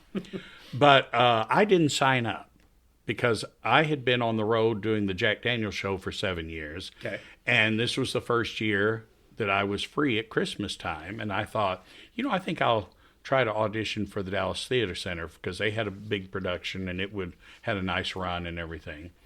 And so John Kimball, the producer and director and adapter of the script too, he had seen on my resume where I had toured as Scrooge for 2 seasons. And so he asked me to come in and read for him. So I did, and then he cast me, and I've been doing it ever since. My goodness. Yeah. So who was playing Scrooge before you did? Gentleman, Don Perkins played it for 1 season, Okay. right before me. And then gentleman, David, don't. Oh my gosh, I'm going to draw a blank. Terrible, terrible. Gentleman who originated the role at North Shore, he played it for 2 years. And why can I not think of his name all of a sudden? But it was funny. After I started doing the show, a friend of mine did a tour of Christmas Carol with John Aston was playing Scrooge. Wow. And this fella, it just won't come to me all of a sudden, but he was playing Marley in this tour. And my friend, of course, knew, I was doing the show, and then he had read that this gentleman had done it at North Shore. So he came up, he says, I see you did a Christmas Carol at North Shore Music Theater. He said, yeah, he says, they got some kid doing it now. I don't know who it is. So I was 35 when I started doing kid. it. Yeah. But yeah, it's just killing me. I can't think of his name. It's an interesting name, they had. But anyway, he did it for the first 2 years, and then they brought in this Don Perkins and John Kimball. He said, I was looking for somebody who could play the drama of it, but could also play the comedy, find light moments in the thing to play also. And he said, you can do that. And so that's why he got me into it. Wow. Extraordinary. So is that what you brought to the role that wasn't there before? Was that you were able to bring the pathos and the comedy as well? Yes. And also, it was early on. They'd only done the show 3 years. And each year was a little different. And they'd had different directors, too. So while I was there, through the first, 7 or 8 years, every year we would mess with it some, play with it, different things and stuff. And through that, we basically developed my full take on it. And Albie Potts, who was our music director, he underscored what I was doing. And so they eventually, when we finally scored everything out for an orchestra, originally it was all done on computer, on sequencers and stuff. And we've scored it out for an orchestra. So now, everything, if anybody else walks in to do the part, they wouldn't necessarily know, that this note or this little phrase means this. This is what is happening at that time. Right. Because for me, it's a great thing to get me through the show because it paces me. Sure. I know that I need to be here doing this at this time, and I'm got to, it keeps me from dragging or pushing the show too much. I just follow where the music takes me in the show. Right. And that's been a great gift for me. Yeah. But like I said, it was a great gift to be able to develop that with the other actors, with Cheryl McMahon and the great Cheryl McMahon. Oh my gosh, yes, can't Mrs. beat Dilber her. for those who have not cannot seen beat her. Cannot beat her. She just closed production of Sister Act up in New Hampshire. Oh, wonderful. Yeah. I'm going to see her. She's coming Saturday to see our show. Very nice. So yeah, she's just one of my favorites. She's one of everybody's favorites. And what I love about Cheryl, this tells you Cheryl McMahon right here in a nutshell. Okay. When they first started doing the show, she was so thrilled. Everybody in Boston was thrilled because up until that time, that was the first show the theater produced themselves. Oh. Up till that time, it was a summer theater, and it was all tours that came through the Straw Hat Circuit. So it was all shows out in New York that just worked their way up the coast. Sure. So Boston, this was the first time that locals, were going to have a chance to actually audition and do a show in their own theater, in their own town and stuff. Yeah. And so she got cast as Mrs. Dilber, and she had twins who are all grown and everything now. Mm-hmm. But she had twins and they were young. And she goes to John Kimball and says, well, I really want to do the show, and I can do it for the money or whatever, but I have a problem.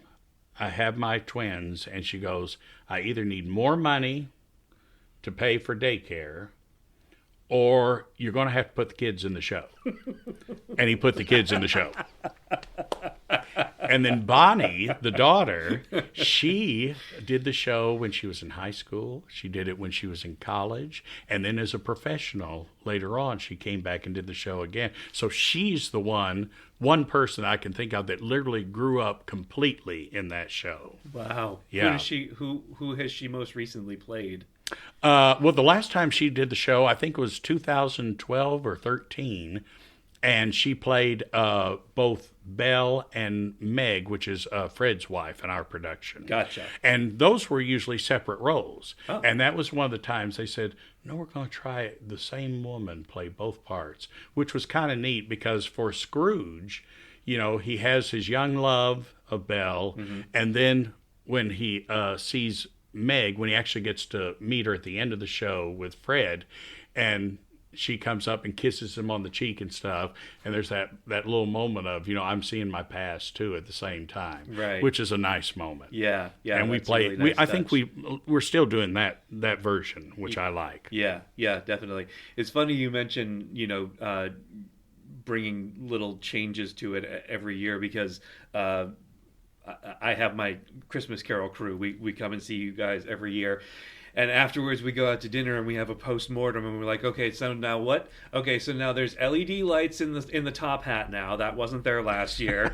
And they're doing these ribbons for the dance with Fezziwig. That wasn't there last year. So we tick off all the boxes of what was new that year. Yeah. So yeah, it always is a slightly new experience every year that we go. The show's basically set, but like I said, little things will change.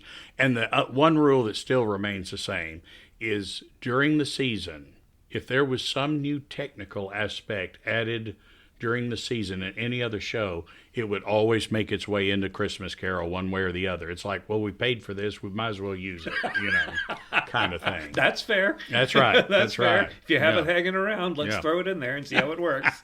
Why not? So your understudy has never gone on. No. And that includes a run of the show when you tore your meniscus. Yes. Rolling over in bed during the first act. Yeah, it was right at the end of the first act when Christmas Present came up out of the floor and everybody's singing, and I roll over in the bed and I feel this pain in my knee. And growing up, I had double joints, double jointed.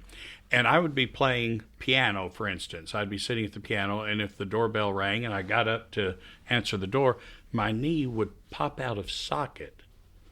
and then I would straighten my leg and it'd pop right back in. And it was that weird feeling, It wasn't a true pain, but it was just a weird, sensation. Yeah. Well, that was a sensation I had, except I straightened my leg out and it didn't pop like into place. Yeah. And it wasn't out of socket either. So it's like, I don't know what this is. But I could barely, I kind of limped across the stage. And that was one of the years that they actually flew me at the end of the first act. I would go off stage, get into the harness, come back up, and at the end of the first act, Christmas Present would have his torch. He would do a spritz at me, and I would lift up, and then I would fly off one direction and then fly off the other, and he'd follow me out down the vomitorium at the end of the act. Yeah. Well, I just didn't return. So, they were kind of like, where'd he go, But so they wrapped my leg, and they gave me about 4 Tylenol, and they got me a cane, and I got a glove and padding in the glove, and finished the show. They did all that during intermission? Intermission. Wow. Yeah, intermission. And then that night after the show, I went to the hospital. Went to Salem, and my friends I'm staying with up here, she was a nurse there at Salem Hospital, so they said, we're taking you to Salem. I said, okay. So we get there. It was a Friday the 13th. Of course it was. And it was like, 20 degrees outside, and there was a man in the emergency area. He had on a suit jacket and a T-shirt and pants and no overcoat or anything like that. And he was walking around the room groaning. He was going, and as he would walk towards people, he'd kind of turn away a little bit, Sure. My friend, who's the nurse, says, I don't know, she goes, he looks like a frequent flyer to me. Well, next thing I know, they call us back, and they took about 6 of us back at the same time to go to the examination rooms. Yeah. And he was right in front of me. And they called my name, and I was on my crutches, and I'm coming along. And he's been groaning, and he turns to me, and he says, hey, I saw the show last week. It was real good. And then went on down the hallway. And I said, yes, sir, that's our crowd, by golly. But he was in there. But anyway, they gave me some medication, and then I got a shot of it, to take the swelling down. And when it did, the meniscus is kind of like the handle on a bucket. And what happened is it tore, so it got over here and got pinched in the joint. So that's where the pain comes from. But as soon as it was released and it flopped back into place, no pain whatsoever. So I did another week, the final week of the run on it, with no problem, no pain or anything. Wow. And then I had it repaired when I got home. Yeah. And the doctor said, he says, I can sew that back down. He says, and it'll be good for another 12 to 15 years. And it was. and it tore again. Same thing. It was like nothing. I didn't do anything. I was getting out of bed, and it's like, ow. It's like, oh, I know that pain. I know what that is. And so that time, I was coming up to do 42nd Street, and I didn't have time to stay off of it. First time when he sewed it back, I had to stay off of it for 6 weeks. No weight on it. And there's a reason we have 2 legs, Right. So that was quite a deal. But I didn't have 6 weeks this time. So he says, okay, I'm going to clip out the little part that tore. And he says, we go for there. So within 4 weeks, I had done some rehab and stuff. And I was tap dancing in 42nd Street on the stage. Wow. Yeah. But, you just do it. Yeah. You just do the shows. And for me, I always laughed. I said, for me, I couldn't miss a show. I said I couldn't afford to miss a show. I needed the money. but yeah, J.T. Turner was my longtime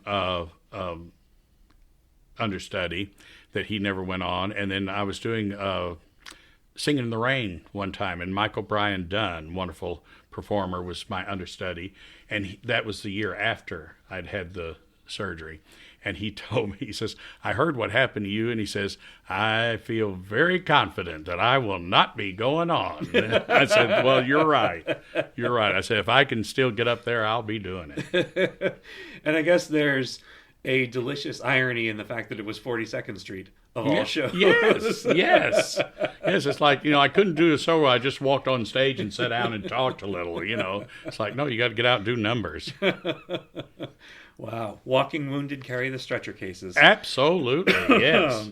Well, and I have, that's another thing in theater, is you have your war wounds. Because I have this finger I broke on stage when I was doing... I see the angle of it. Yeah, a production of Cyrano de Bergerac. I was in junior high and playing about 4 parts in this, and we had taken the show to another school up in right on the Oklahoma border, Texas-Oklahoma border. And the stage, they were very proud of it. It was shine to a gloss, and I slipped and on my first exit, and it hit that and broke it. And I didn't know till I got off stage and I was doing my first costume change. It was like, ow. And it, of course, blew up. Yeah. And so we put ice on it, and that was the first of 2 performances. So I did the second performance with it. And the doctor said it when I finally got home. And when he finally took the splint off, it was a little bit of curvature there. And he says, oh, it's a little crooked, isn't it? He says, well, we could break it and reset. I said, no, that's fine. It bends. It works fine. Don't worry about it. So I got that. And then I have... I was playing Cogsworth in Beauty and the Beast at a theater in Dallas, and coming down the escape stairs, my clock costume caught the step, and I fell forward, and I was running as fast as I could trying to get to the bottom of the stairs, and I didn't quite make it. I fell forward after about 2 steps up, and my microphone right here went in, and I saw I was bleeding on the floor. When I raised my head, I thought, oh my God, what did I do? But that's what it was. So they took a little stitch there or whatever. Yeah. And then I have a place on my leg. I was doing Rocky Horror Show. And at the end of the show, I was leaving the stage, and they had a ramp like here to leave the stage. And my foot slipped off the edge, and they had a rubber mat that was attached to the ramp, so, for traction. But a staple sticking up jabbed my leg. And so I thought, well, it's not completely healing up. I put a Band-Aid over and stuff. And I thought, well, am I diabetic or something? What is this, And I wasn't. But they went in and they said, oh, no, it was just too deep of a puncture. It's got to heal from the inside out. So they put me in a hot tub, and then they basically just kind of peeled back layers of skin. So I have a little kind of like a diamond shape scar down there and stuff. So you have, as many times as I've broken blood vessels in hands when you hit a table or something. Yeah.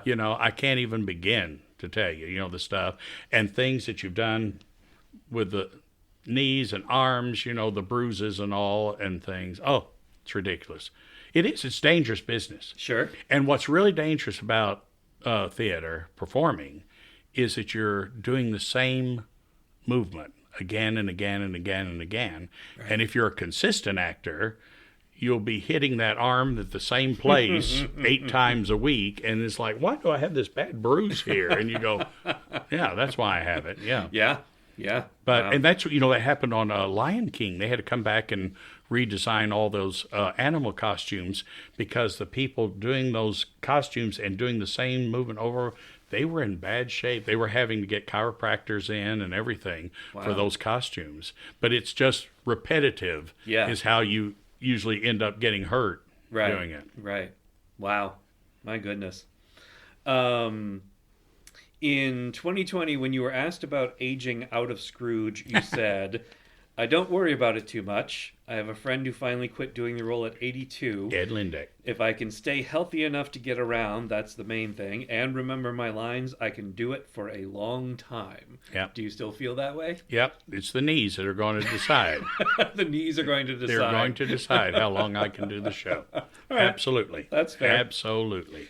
Can you share your most embarrassing moment from your years as Scrooge? Oh, Scrooge. Okay. Let me think. Well, I did have one year where I made my last entrance into the office the morning after Christmas. I have gifts, and I have a Jack-in-the-Box and stuff that I'm coming in with. And the door unit that I come in through, it shot up, but went past its mark. So it was about this much taller, about 6 inches taller than usual. So instead of being flat to the stage, it was up, and I caught my toes, and everything just went sprawling, flying out. And I'm trying to keep it together, and I'm trying, not to stop the show, to gather everything up, but it was pretty embarrassing trying to get that. I'll tell you, the most embarrassing moment I've ever had on stage, by all means, was at North Shore Music Theater. Okay. When we did Singing in the Rain, the second show I did there.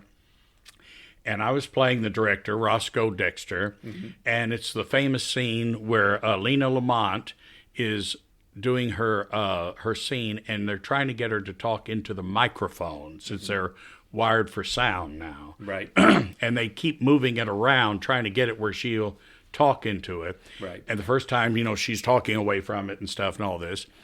And finally, they have a bush they put it in, and I went up to her, and I'm storming up to her, and she was on a platform, once again, only about 4 inches tall. My toe caught the platform. I fell forward. My head was in her crotch. My hands were around her neck.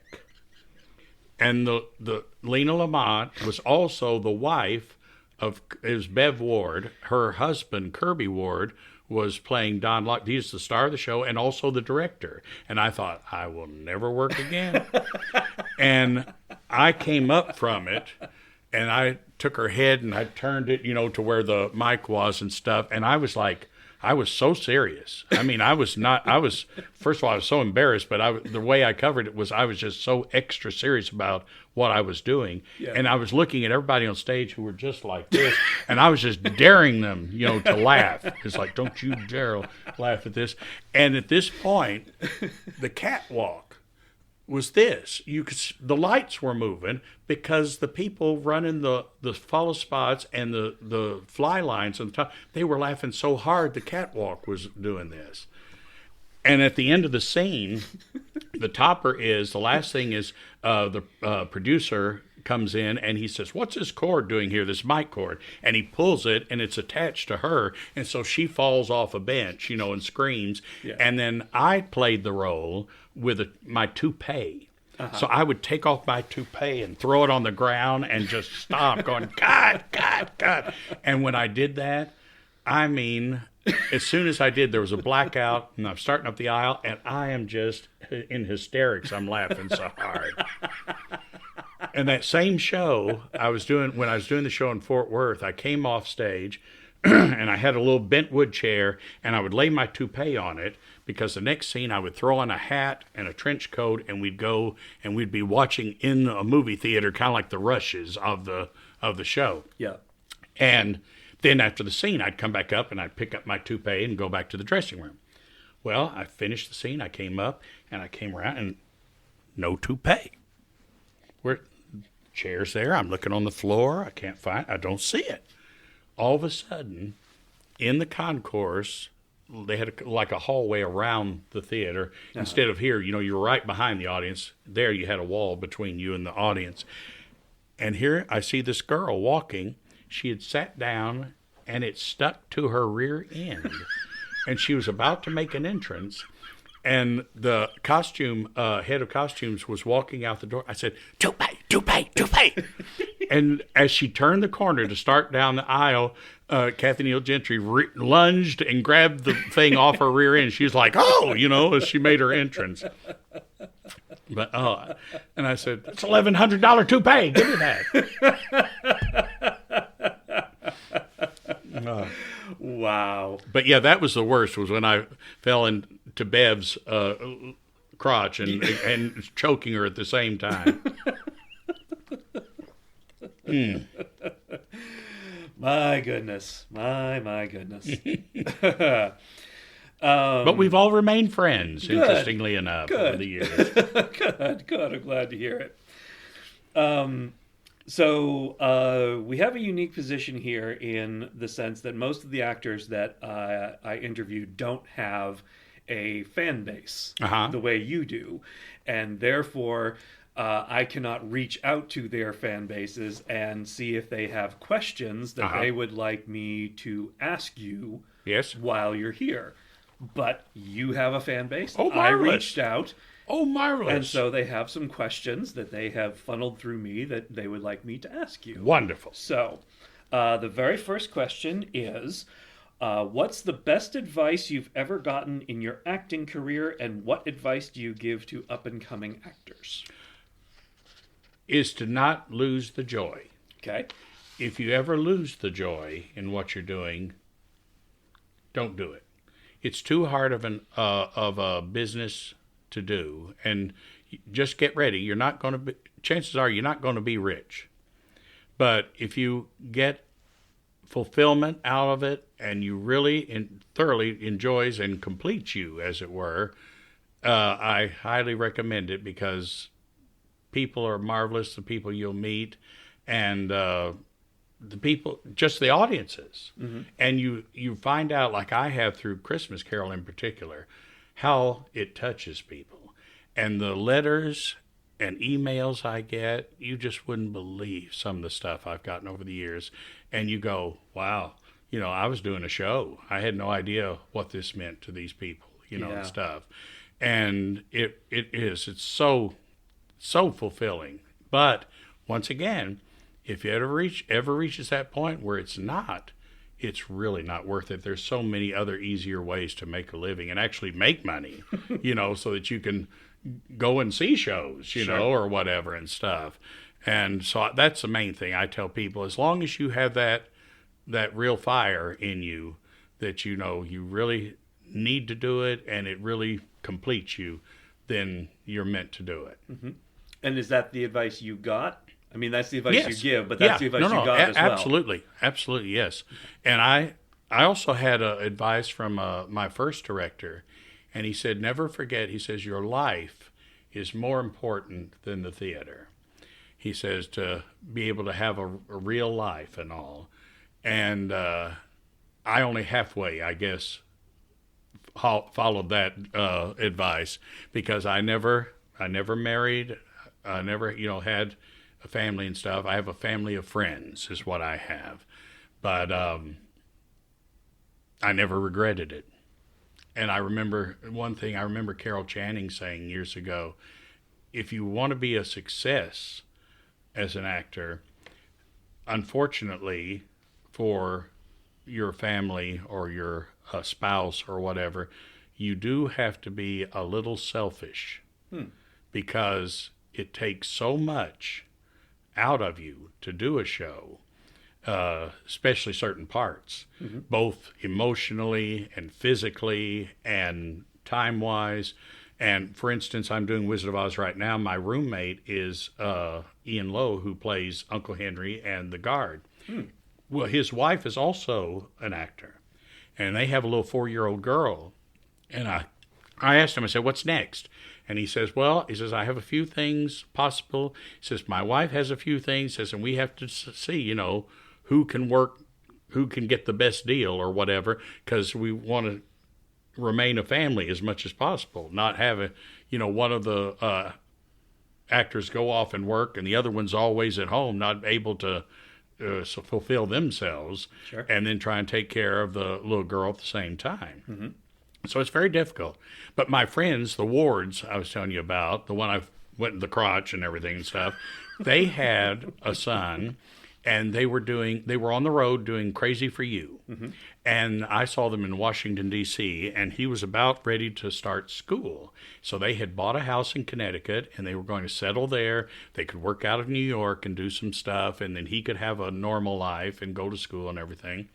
Well, about 4 years later, I went to see a production of Showboat, a tour in Boston, and they were in it playing Frank and Ellie. They'd had 2 more kids, and the whole family was on the road. So amazing. Some people can make that work, but Sure. I don't think I could have done that. Yeah. But like I said, I've been more than recompensed through the work and through all the wonderful people I've met and worked with over the years. Nice. Absolutely. What's your favorite role you've ever played, and why? I have a real affinity for, of course, for Scrooge. Mm-hmm. That's the longest friend I've had. I first played him in a concert version called Stingiest Man in Town when I was in high school, 1973. Okay. And then when I was in grad school around 1980, 81, there was a gentleman at my university that started, he wanted to do radio dramas. So we did a radio drama, and I think I played 4 parts besides Scrooge in that, which was delightful. Mm-hmm. And then after I got out of college, then I started touring and stuff. So that was the 80s, and then I started here in the 90s. So I've had a long history with Mr. Scrooge. Mm-hmm.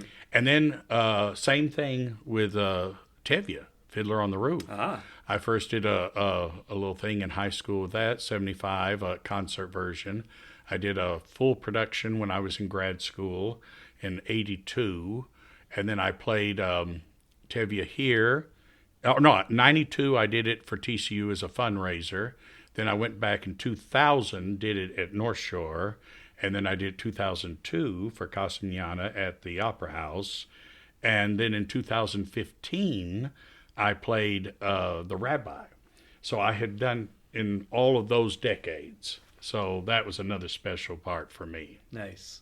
Okay. That was one of those parts when I first saw it, 1971, first saw the show, and I immediately said, oh, I want to play that role someday. Yeah. You know, amazing. Such a great show. I love that show. And it's kind of like Scrooge, too, because it's so, you span the whole realm of emotions in that role. Yeah. Yeah, very true. Yep, absolutely. I love this question. Do you still need to rehearse A Christmas Carol, or do you know it by heart? Well, I know it by heart, but I still need to rehearse it. Okay. Because every year, of course, we do have some changes in our cast, too. Mm-hmm. And every time you have somebody new come in, they're not going to say the line the same way as somebody else has said it, Right. So you have to adjust your responses to them, too. Right. I'm not like Miss Merman. I'm not Miss Birdseye. The show is frozen, for me. I try to work with people. But we have had directors in the past. I had one time that she said, I have this great idea. Let's try. And she told me, and there were several of us grinning. I said, we tried that. It doesn't work. It's like after 30-something years, it's kind of like you've kind of figured what does work and what will not. And you're always open. If somebody has something good, it's like, yeah, let's try it. And then you go, yeah, there's a reason why we didn't do that. Yeah, what? Got it.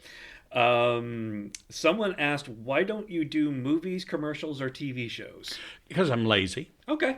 Excellent. I had an agent back in the 80s and 90s, and I did some commercials and things back then. Mm-hmm. And I did one movie called, I'm trying to think, it was, when I shot it, it was called Hostage Dallas, but it was changed. And, oh my gosh, I can't even think what the final title was. Getting Even was the name of it. It starred Edward Albert Jr. And Audrey Landers. That's going back. We're talking 80s here. Goodness, okay. And it's just a fun B movie, and Joe Don Baker was in it too. Glorious. So if you ever find that, it is fun. But I had a character. He had a nice scene. And then when I arrived for the actual shoot, they said, well, you didn't get the changes? I said, no. And they said, here's the new script. I was in a hazmat suit. I had one line, and I died. And when I finally saw the movie, my one line was dubbed by somebody else. And you couldn't tell it was me or anything. But still in the credits, it says, David Coffey as Winston. It's like, who the heck is Winston? Nobody knows. The guy whose face you didn't see and whose voice you didn't hear. Exactly. That was Winston. Yeah. Okay. But basically that was it. And my agent, I was working all the time doing shows. And so I'd tell her, okay, now this is when I'll be in town. This is when I'm available to do stuff or whatever. And Never hear from her. And then when I would check in with her, she'd go, well, where have you been? I said, here's the list I gave you. I've been here and here, So I didn't spend time on that. I always said when I finally got to the point where I would be getting my pension from Actors Equity, that I would start trying to concentrate on doing more film and television, that kind of stuff. But I haven't done it yet. So I don't know if I'll have the gumption to get up and do it or not. I remember an interview Melvin Bragg did with Laurence Olivier, and he was talking about, as he got older, he said a stage actor has a pocket of energy right here in the center of their body. And he says that if they have that, they're good for stage. And if you're a film actor, it's better you don't have that. And he said, as I got older, he said, I became a better film actor because I didn't have that energy anymore. So he said, I could be toned down and more simple in what I was doing. Yeah. And right now, I still have that pocket of energy. So I'm afraid I might get too big for a lot of film and stuff. But I would love to be able to do that and build up that pension, In case anyone's listening. That's right. You sort of touched on this a little bit, but what do you love most about being an actor? The connections to the people you're working with, the connections to the characters, getting to really know them, and then, of course, connections with the audience and knowing, what you do, that it makes a difference. It makes a difference.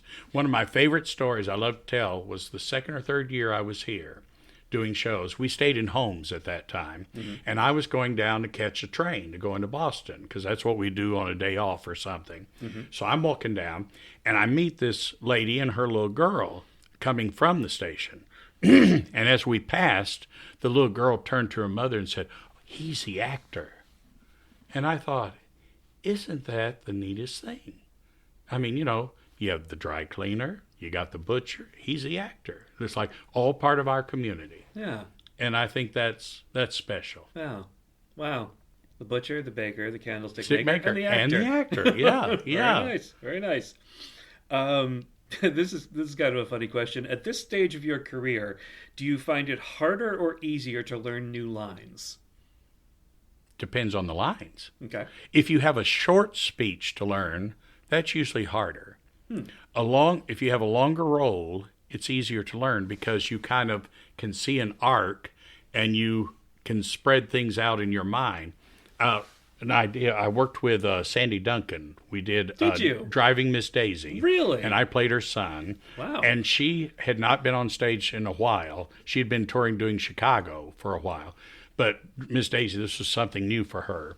And she took all of her scenes, and instead of just having her script, she made copies and then tore them out and put in, not envelopes, but folders, every scene. So she came into rehearsal with a stack of folders, and she had to attack it one scene, or like a little mini play each scene for her. It's the way she had to do hers. Huh. I haven't gotten to that point yet, but I still can look at a show and just do an overview of it. And I'll read the script for the general meaning of the script. Then I read the second time to see what I have to learn. And then the third time I read for clues from other characters about my character. He walks with a limp or something, or whatever they say that gives me a clue or whatever. So that's how I approach a role. Okay. Is to do that. And then I say, okay, who do I know that's like this role, this character? Yeah. And that's how I work a lot of times. Huh. Interesting. Okay. Can you please clarify your request? Pardon me. Excuse I'm me. not sure what you mean by that's like this role, this Well, character. I'll tell Could you. you provide more context? Or... Yes, I'll tell you. Isn't that weird? No one was talking to you. My phone just started talking to me. I'm not interviewing your phone. Well, you were. I guess you I didn't was. realize it, Yes. but you were. Someone was. Isn't that wild? That just came out of nowhere. That did come out of nowhere. Weird. That's when you talk about, having a Dixie cup or something, and all of a sudden you get all those ads for Dixie cups on your phone, I guess. Right, exactly. Yeah, my phone's going to be blowing up with all these ads for A Christmas Carol. That's okay. That's okay. That is okay. Yes, we want that. You're absolutely right. Naturally, I reached out to people and said, please submit questions about acting for Mr. Coffee, and one of the responses was, "You should marry Mrs. Dilber." So, well, we always laughed. We said, I think maybe Scrooge and Dilber finally get together. You know, you kind of wonder about that. If for no other reason than he wouldn't have to pay her anymore. That's true. That's true. Then she'd be Mrs. Scrooge. That would be interesting. That would be interesting. Have you reached the point where new roles come to you, or do you need to keep seeking them out? Once again, I'm fairly lazy. Okay. And this has been my whole career.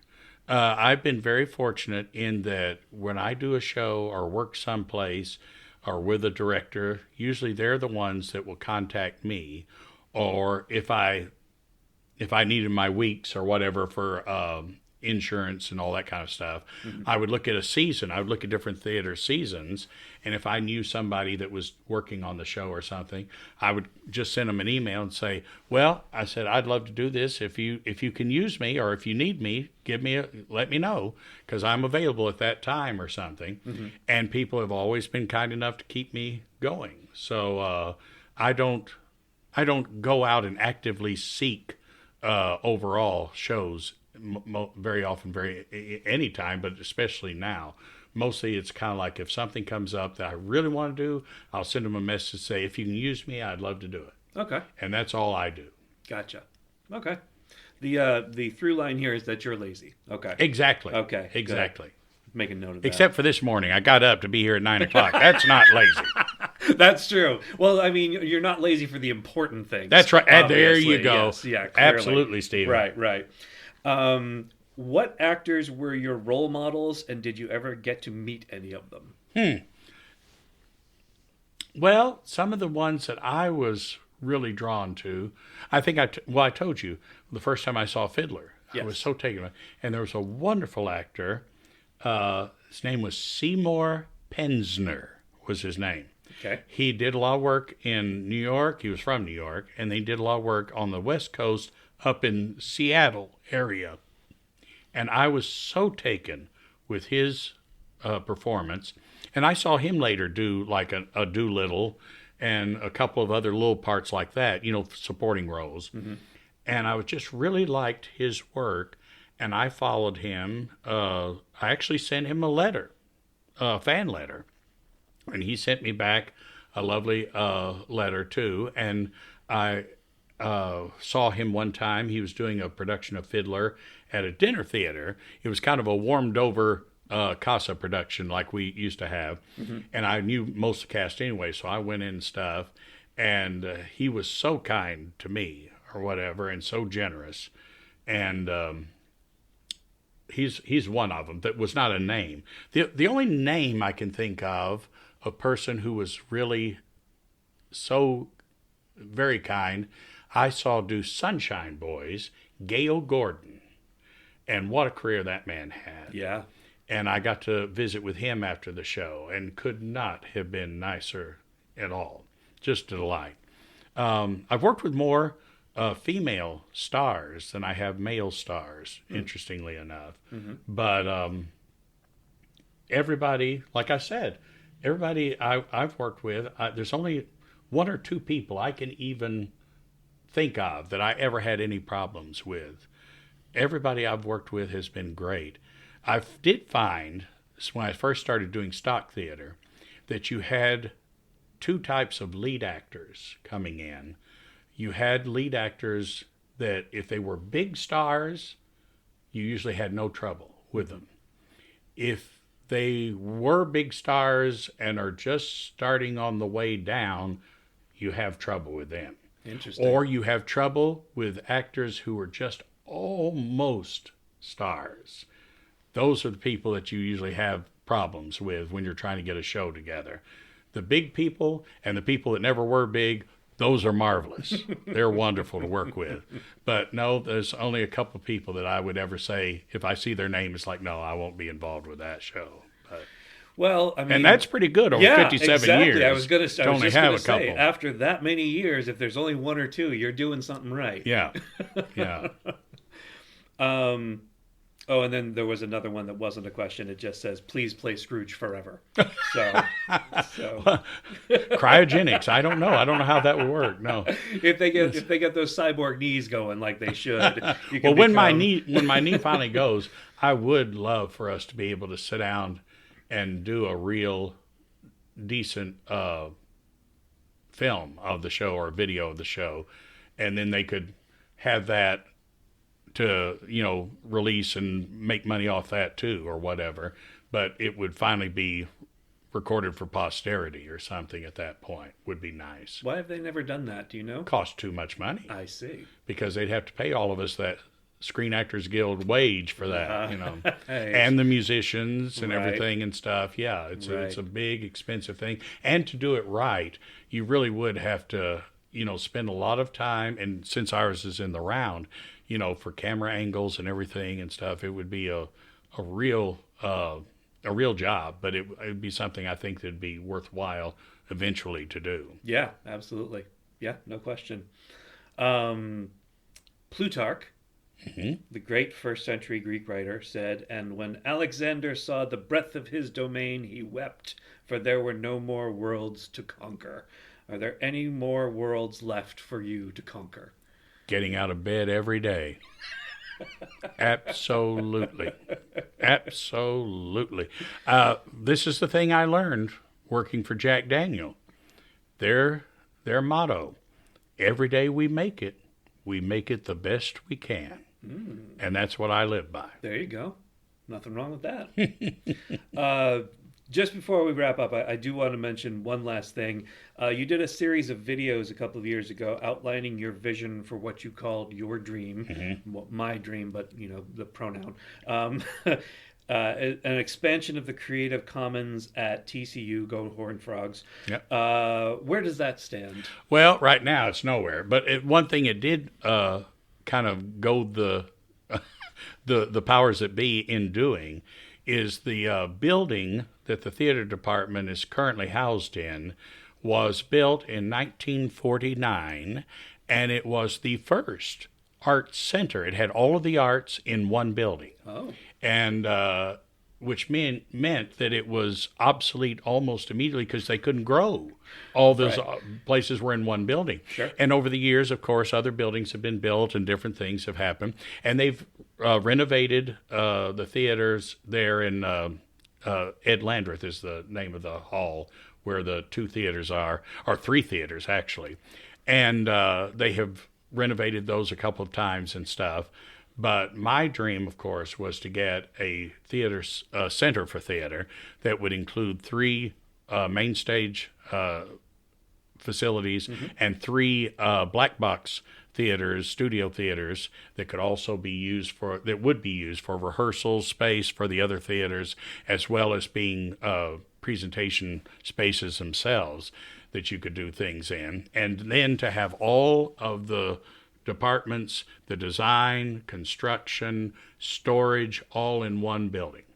And in addition, there's a marvelous group there at the university called First Nighters Club, and these are people that are patrons, a lot of parents too, and ex-parents, parents of ex-students there too, that come to shows. They make donations to the department. They usually go every year to New York for the senior showcase. They follow the kids up there and support them.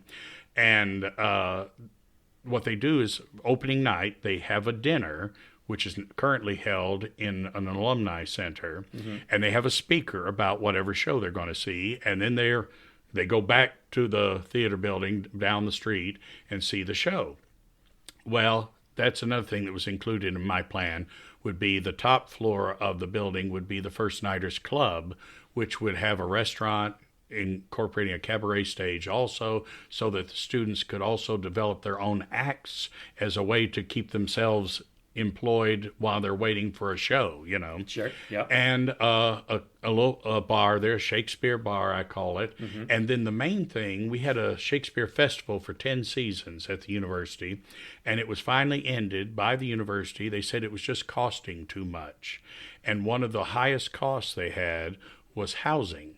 Because, and there's they were using student housing, which is quite nice at TCU, I must say. Okay. But every year the price was going up exponentially. And one of the things that in my plan was on the First Nighters Club, besides the restaurant and the bar, there would also include 13 one-bedroom apartments that would be used for guest artists and for prospective students and their families to come and stay, or the parents, if they're coming to see their kids do a show or whatever, they could stay there and wouldn't cost them a thing, you know. So that was one of the things, and it's still possible. You know, all we need is probably about $700 million to build the facility and another $800 million to endow it, you know. So only $1.5 billion. But, you know, as I said, all it takes is money. Right. But at least this did them to go in, and the old 1,200-seat theater they have in Ed Landreth, it's where the Van Cliburn piano competition started back in the 60s, matter of fact. But it's a big barn of a space that is now, they have a new music center, so now it's not hardly used at all. So they're going to renovate that, turn it into about a 400-seat theater, and for musicals, because it has an orchestra pit and stuff, and design, and technically get it all up to speed, and have a nice new lobby and all that kind of stuff for the patrons. And then they have space for a little space for the first nighters to have a dinner or something there. So that's what they're doing right now. They're in the works, their plans, and also move our costume shop over to the building where the other theaters are. So that's what their compromise is right now. But I said, if we could ever come up with the money, then we could still build the other, get theater completely out of that building, and all these facilities they're redoing would work beautifully for the opera program and for the dance school to have different venues to perform in. So what they're doing is certainly not going to be wasted, but it's still my hope and my dream that, you know, we're going to come through sometime and get this other built. Yes. Okay. So if anyone is listening and they happen to have 1.5 billion just hanging around, let's make David Coffey's dream happen, please. It's a good investment. It's a good investment. It's a good investment. It absolutely is. Any investment in the arts is a good investment. Absolutely. I mean. Well, David Coffey, thank you so much for spending this time with me. I really appreciate it, and it was really fun. Is indeed my total pleasure. My gosh. Wonderful. What a trip down memory lane. What a trip down memory lane. That's the research department. I just kept waiting for the phone to ring. It's like, do you remember this voice? You know, this is your life. David Coffey, this is your life. All right. Thank you all for listening, and we'll see you next time on I Saw You in That Thing I Saw You In.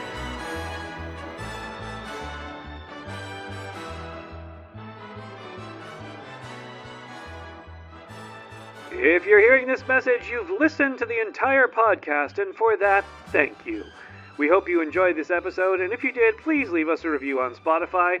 See you next week for another installment of I Saw You in That Thing I Saw You In.